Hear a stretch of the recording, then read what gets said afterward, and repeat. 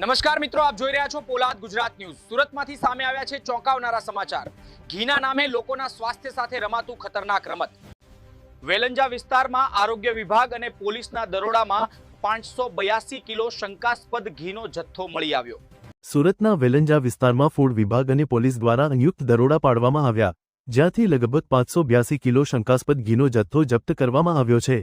બાતમીના આધારે ઉત્તરાયણ પોલીસ અને સુરત મહાનગરપાલિકાના ફૂડ સેફ્ટી વિભાગે અવસર પ્લાઝાની 2 દુકાનોમાં ઓચિંતી રેડ પાડી હતી। તપાસ દરમિયાન શ્રી સહજાનંદ અને ગજાનંદ બ્રાન્ડના ગાયના ઘીના નામે વેચાતો જથ્થો મળી આવ્યો, જેમાં ભેળસેળ હોવાની આશંકા વ્યક્ત કરવામાં આવી રહી છે।